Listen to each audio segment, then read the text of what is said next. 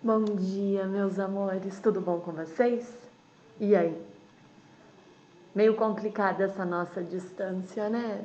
Mas estamos aqui, mesmo distantes, mais unidos do que nunca, não é verdade?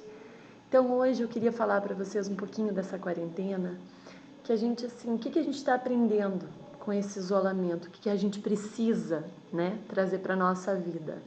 Então a gente nunca pode deixar de nos priorizar, certo? Além disso, a gente precisa aprender a viver os momentos e encontrar a felicidade nas pequenas coisas, num abraçar, num poder chegar perto, que é uma coisa agora que pra mim é muito complicado, porque eu sou uma pessoa de abraços, então pra mim tá sendo assim um desafio muito grande encontrar com as pessoas e cumprimentar de longe, certo? A gente precisa, assim, aprender a fazer pausas, principalmente nessa loucuragem de estudos, né? Que muitos de vocês vivem isso, principalmente devido aos cursos que vocês pretendem fazer, né? E a gente precisa sempre estar pronto para esses tempos difíceis. Então a gente tá sendo obrigado a aprender, né? Mas a gente vai sair dessa muito melhores do que nós entramos. Deixei para vocês também aqui uma mensagem da Alice, que eu particularmente amo a Alice, certo? A única forma de chegar ao impossível é acreditar que é possível. E cada um de vocês é super, é mega, é ultra competente para acreditar nessas coisas, certo? Então vamos, todos os dias, coloca um mantra na sua vida, que tudo vai dar certo, porque vai, tá bom? E logo a gente tá trocando essa energia, esse calor humano que eu preciso, tá bom? E eu preciso do feedback de vocês também. Então eu preciso que vocês me perguntem, eu preciso que vocês me mandem mensagem se vocês estão entendendo, se vocês não estão, vocês não incomodam nunca, tá bom? Vamos combinar assim. Me mandem mensagem se vocês tiverem dúvidas, porque eu tô aqui para isso, eu tô sempre aqui, tá bom? Então hoje a gente vai continuar a nossa aula, né, da semana passada, não a mesma aula, mas a mesma unidade. Então lá o volume 2 da nossa apostila, na unidade 3. Então na última aula a gente falou sobre o citoplasma e as organelas citoplasmáticas. Hoje a gente vai falar sobre o núcleo celular, o núcleo da célula. Quando a gente fala em núcleo, nós vamos falar em centro de comando. O núcleo sempre vai estar lá no meio? Nem sempre, tá bom? Ele pode estar na periferia da célula, inclusive. Quem foi o cara que falou de núcleo a primeira vez? Foi Robert Brown. Então, Robert Brown, ele falou que o núcleo é fundamental às células. Brown levou em consideração o experimento de Balbiani. Esse experimento de Balbiani, o que Balbiani fez? Ele pegou uma célula, cortou uma célula ao meio. Um pedaço ficou com o núcleo, o outro não. O pedaço que estava o núcleo continuou a sua divisão e continuou a vida. O pedaço que estava sem o núcleo foi só se deteriorando e já era. Então ele descobriu, ele viu a importância deste núcleo. Que o núcleo ele é fundamental porque ele é o centro de comando das nossas células. E com relação ao número de núcleos em uma célula, pode ter mais de um núcleo? Pode não ter núcleo? Pode. Então, quando a gente fala em núcleo celular, nós vamos falar em que as células podem ser mononucleadas, que apresentam apenas um núcleo. Binucleadas, porque elas apresentam 2 núcleos. Multinucleadas, porque apresentam vários núcleos em apenas uma célula. E anucleadas, que é o caso das hemácias, que não apresentam núcleo, tá bom? Como que as hemácias, então, elas conseguem se reproduzir? Elas se reproduzem, elas são produzidas na medula óssea vermelha dos nossos ossos, tá? Então, as hemácias, quando elas vão finalizando a vida delas, elas são apenas eliminadas. Belezinha? Fases do núcleo. Então, o núcleo, ele pode ser de 2 tipos. Núcleo interfásico e o núcleo mitótico. O núcleo interfásico, ele é constituído por 5 partes, tá? Aí aqui do ladinho para vocês tem 4, mas são 5, já vou explicar por quê. Quando a gente fala, então, em núcleo interfásico, existem questões de vestibular que elas perguntam a seguinte questão.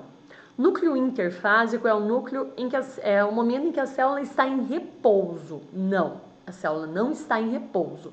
Ela está em constante modificação. Então, do núcleo interfásico, essas 5 partes. Então, a primeira lá, envoltório nuclear, ou também chamado de carioteca, que é a parte que envolve o núcleo. Cromatina, que é o material genético descondensado, constituído por DNA e proteínas histonas. Nucleolo, que é onde serão, no caso, produzidos o RNA ribossômico e os ribossomos. E cariolinfa, ou também chamada de nucleoplasma, que em outras palavras é o citoplasma dentro do núcleo. E uma outra que não está ali, que eu esqueci de colocar, mas eu vou falar para vocês, são os poros. Poros tem ali na imagem, já vou mostrar outra imagem que está melhor. Os poros, eles realizam as trocas.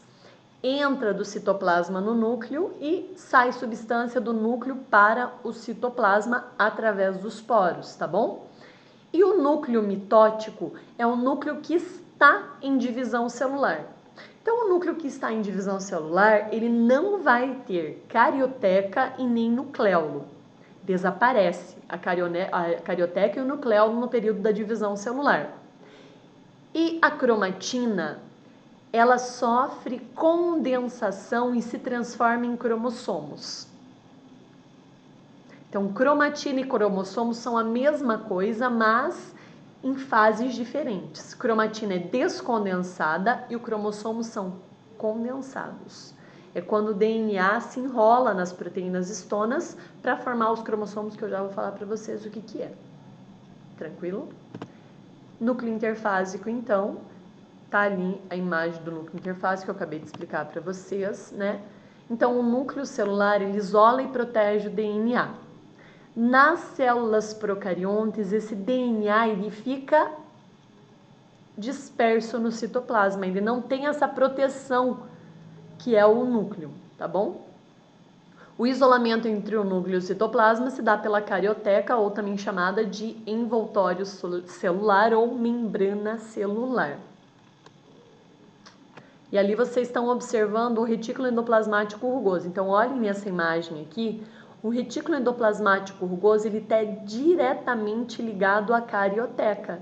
Lembra que na última aula eu falei para vocês que o retículo endoplasmático, a função dele é transportar substâncias do núcleo para o citoplasma e do núcleo para fora da célula e de fora da célula para dentro do núcleo, tá bom?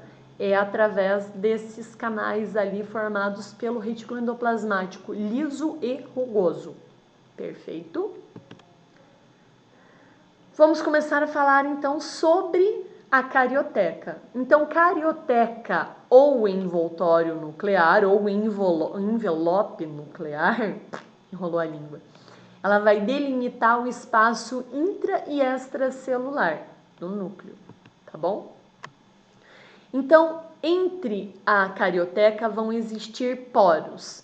Esses poros, deixam as substâncias, moléculas pequenas passarem de dentro para fora e de fora para dentro, tá bom? Moléculas maiores têm um sinal reconhecido por proteína do poro, que aumenta essa abertura. Então, moléculas maiores vão entrar no núcleo ou sair do núcleo através de transporte ativo, que a gente falou há 2 aulas atrás, lembram lá? Transporte ativo é aquele transporte que ocorre com gasto de energia. Cada poro é rodeado de proteínas que controlam a sua abertura, então eles não ficam abertos o tempo todo, tá bom? São as proteínas que vão fazer esse controle de abertura. Lembra lá na membrana plasmática? Na membrana plasmática era através das proteínas que as substâncias entravam e saíam da célula. Aqui, as proteínas, elas irão controlar essa abertura dos poros. E o número de poros é proporcional à atividade da célula. Células mais ativas possuem uma maior quantidade de poros. Perfeito? Cromatina. Então, como eu disse para vocês, a cromatina ela é constituída, guardem isso, ela é constituída por DNA e proteínas histonas, tá bom? As proteínas histonas, elas ficam, no decorrer do DNA. E quando a célula se prepara para a divisão celular, esse DNA ele começa a se enovelar sobre as proteínas histonas para se transformar em cromossomos, tá bom? Contém as informações genéticas. A cromatina ela pode ser dividida de 2 tipos: eucromatina e heterocromatina.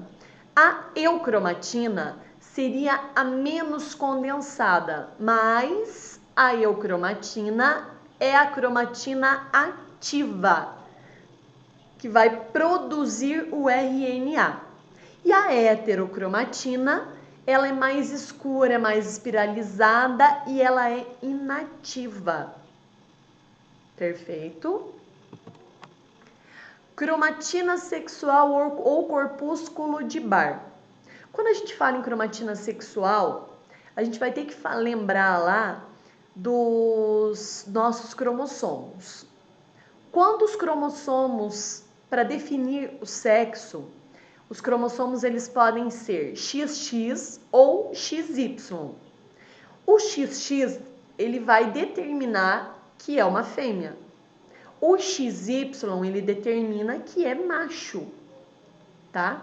Quando eles usam esse corpúsculo de Barr, eles já utilizaram em competições em Olimpíadas para definir se era mesmo uma mulher que estava, se não me engano, era uma atleta. Ela, óbvio, né, que era uma atleta, estava na Olimpíada, mas era uma corredora.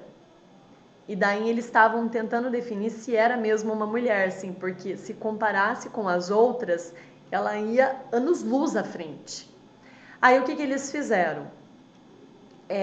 Eles testaram o corpúsculo de Barr dela. Tira uma amostra de sangue em laboratório, se coloca um corante.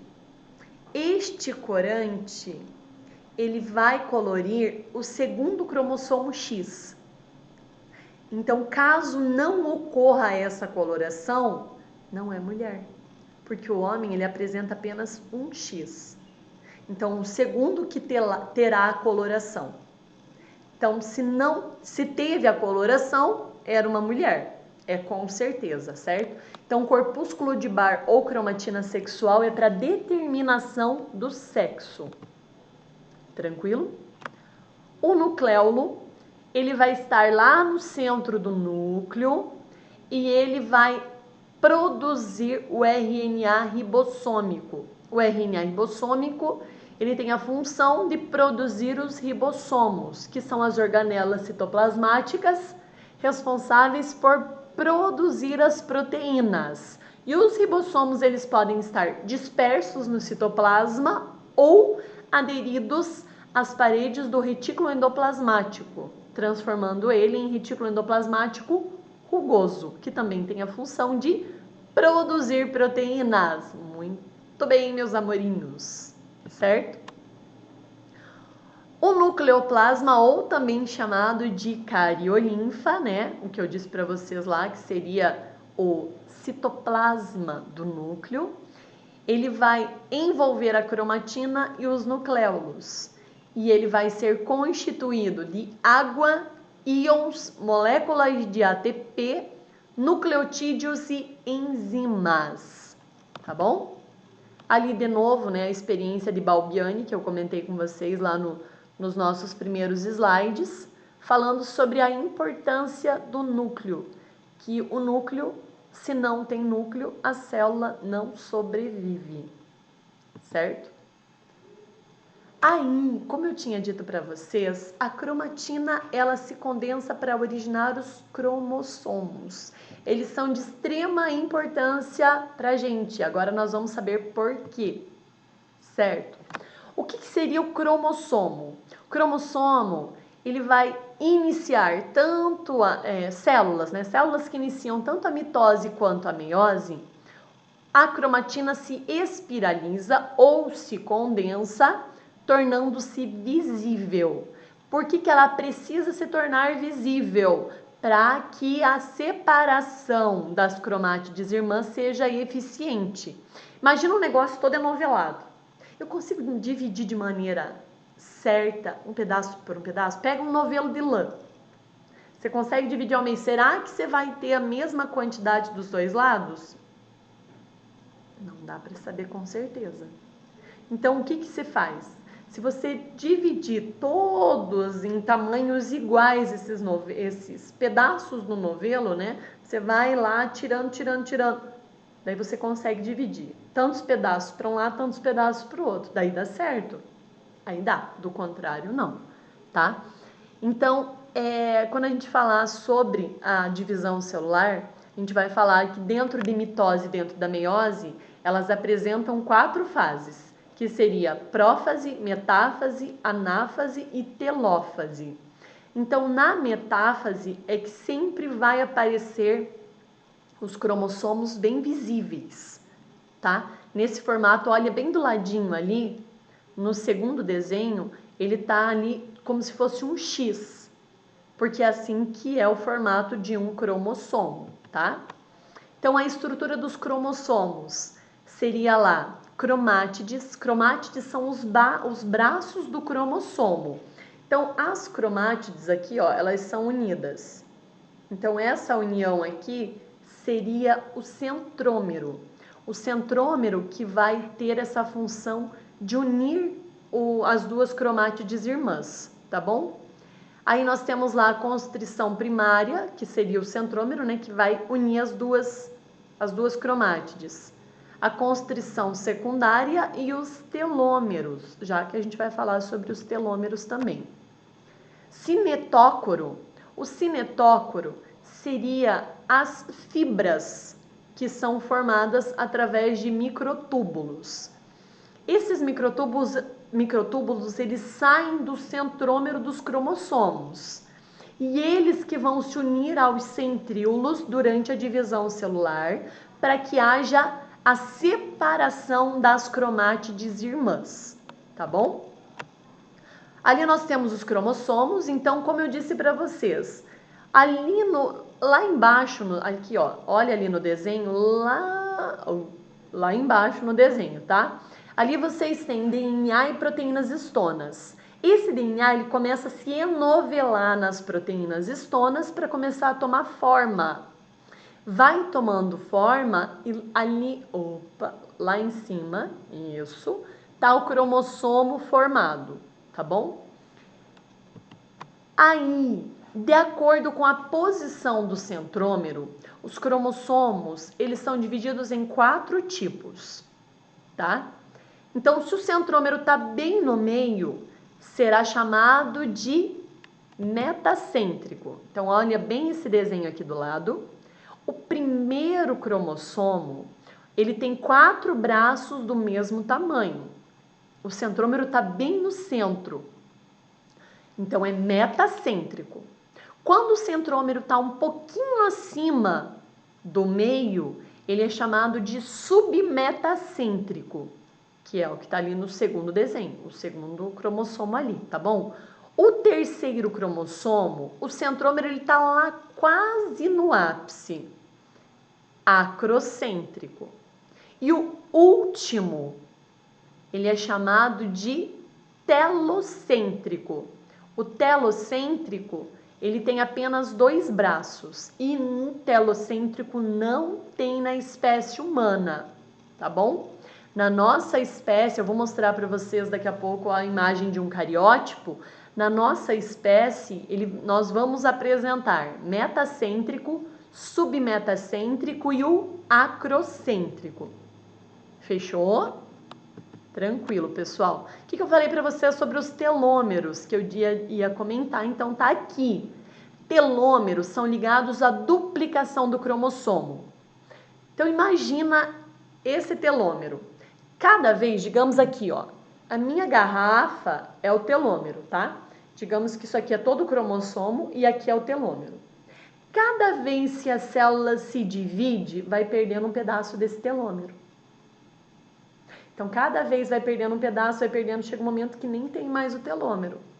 Se eu pegar uma foto minha, bebezinha, é a mesma cara que eu tenho hoje? Não. E imaginem uma foto minha daqui 30 anos. Eu com 66 anos de idade. Vai ser o mesmo rosto de hoje? Não. Porque a cada momento que eles telômeros, seria assim, mais ou menos. Imagina eu tirar um xerox. Eu tiro o xerox do xerox, o xerox do xerox e por aí vai.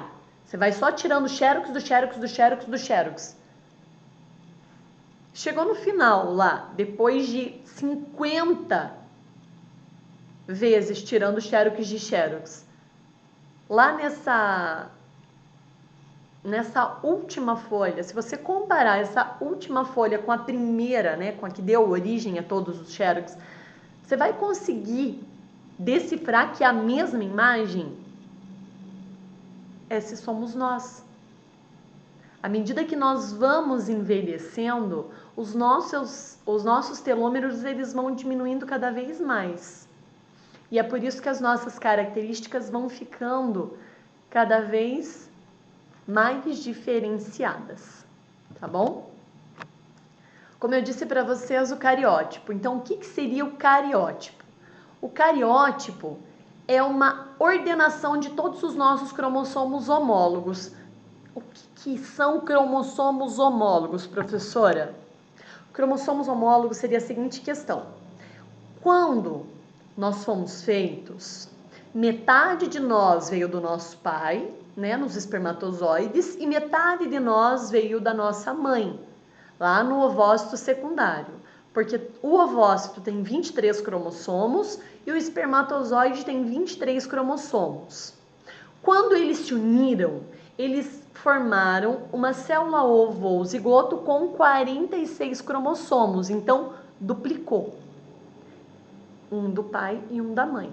Então nós temos 23 pares de cromossomos, onde todos, um veio do pai, um veio da mãe, tá bom?